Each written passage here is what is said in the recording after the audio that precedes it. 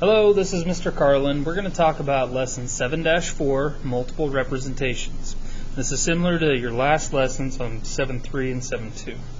Alright, can statement says I can identify the independent and dependent variables in a given scenario and use that information to create an equation table, graph, and represent them in the situation. Alright, so relationships between two variables can be described by using multiple representations such as words, equations, tables, and graphs. And that's what we're going to be talking about. By generating multiple representations of the same relationship, you can identify correspondence between the representations. Each representation describes the same relationship just in a different way. Okay? Same relationship but in a different way. So here we have an example in word forms of a situation.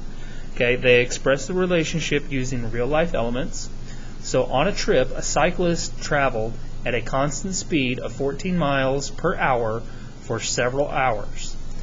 As an equation, we would use it would be used to readily find other values for the relationship that are not already known. So our equation for this situation is that the distance equals 14 times the number of hours. Okay? Alright, so in a table we take this same scenario and the table helps us to organize the individual pairs of an input and output value. Okay, so we have time. So t is our time. So in 1 hour, the distance, d, is 14 miles. T is what we call our independent variable. This side of our table is our independent. And this side is called our dependent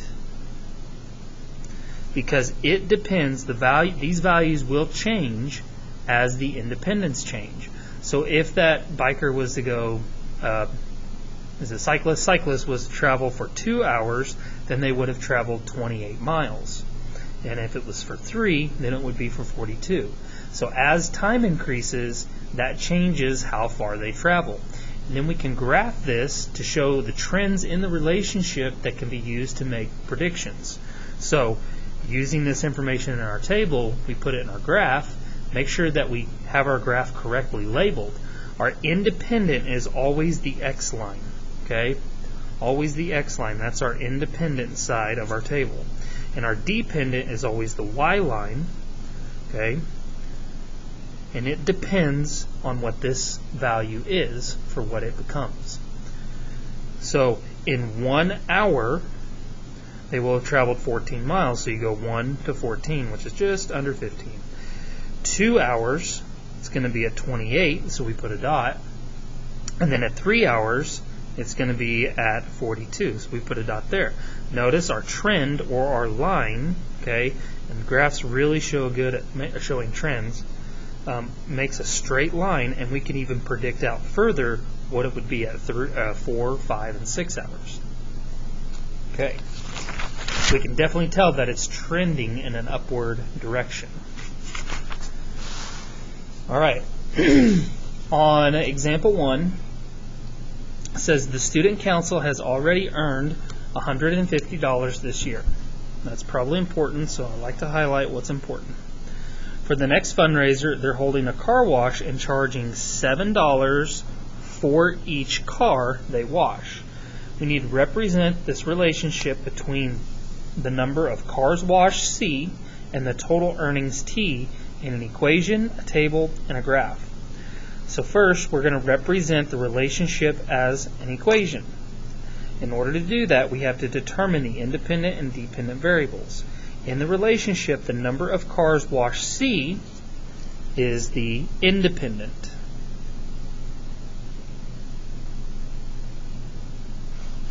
Okay, E-N-T, spell that right.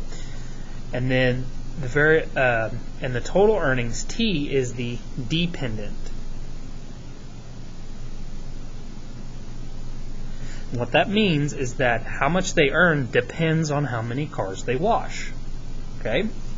So for our equation, before the car wash, the student council had already earned blank. Well, that's what we highlighted up here.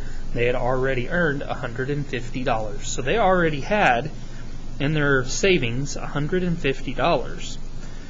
For washing cars, they will earn blank per car. And it says they will earn $7 for each car they wash, so they're going to earn $7 for each car. To determine the total earned T, we're going to multiply the number of cars washed, C, by 7, and then we're going to add 150 to know what their total earned is. So our equation is T, for total earned, is going to equal 7 times the number of cars they wash plus 150. So this is our equation, or our rule for our table. Okay? Then we're going to represent this relationship with a table. Now, using this equation, we're going to find out what our dependent variables are, or dependent numbers are. So we're going to plug it in. T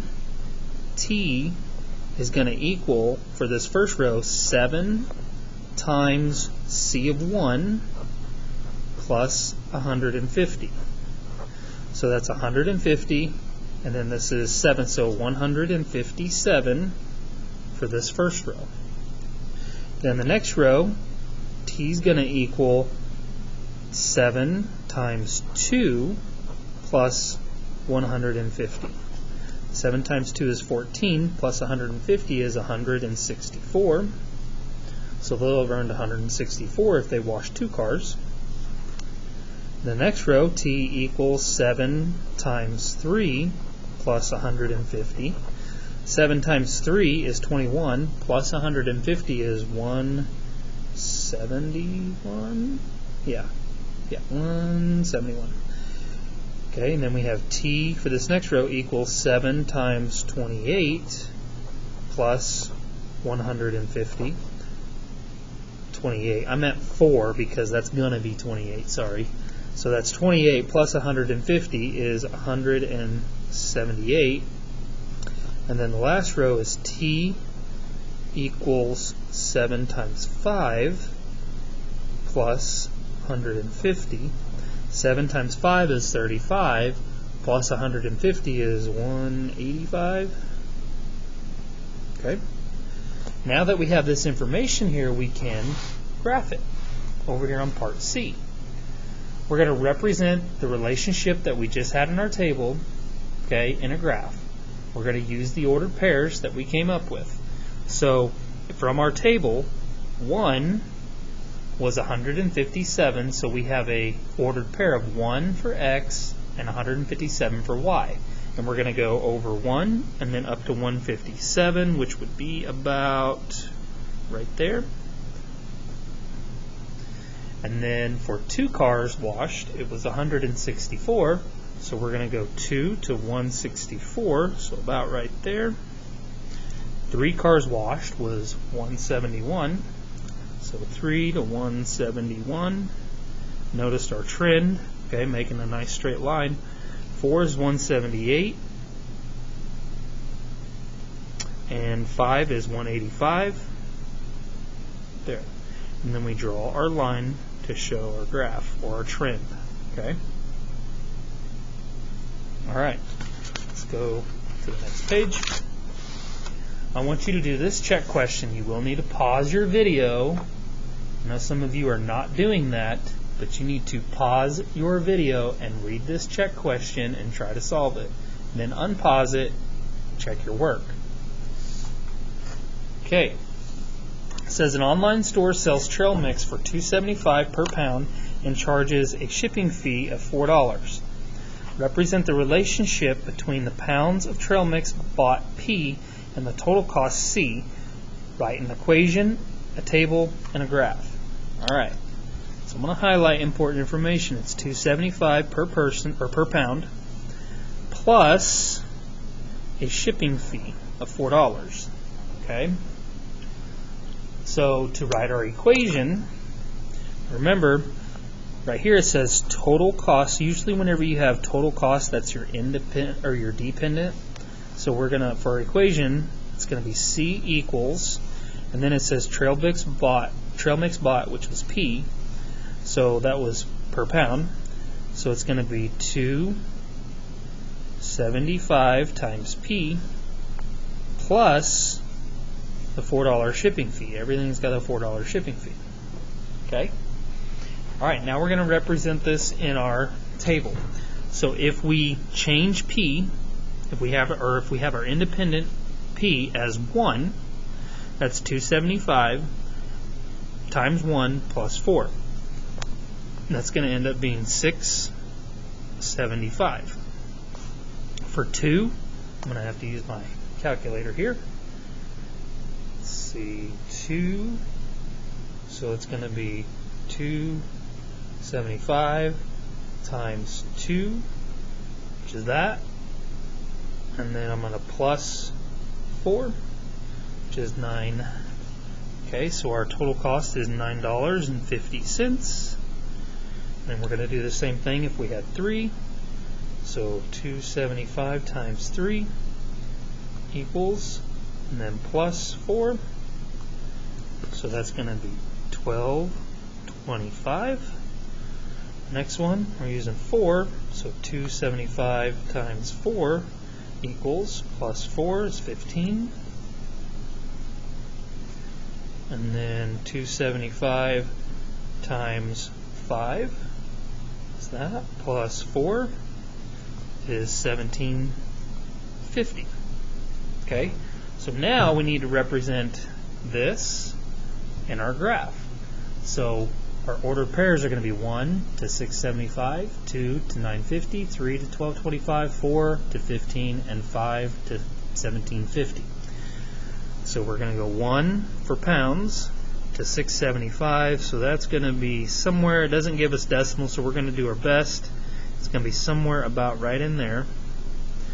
2 is 950, so we're going to go up to about 950, which is there.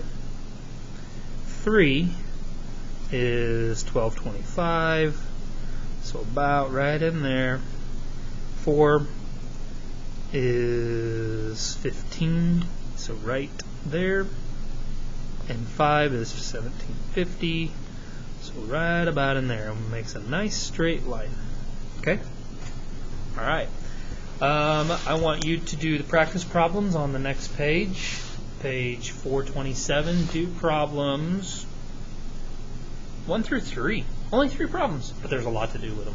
So 1 through 3, check your answers with your work. Thanks. Or check your answers with your teacher. Show your work.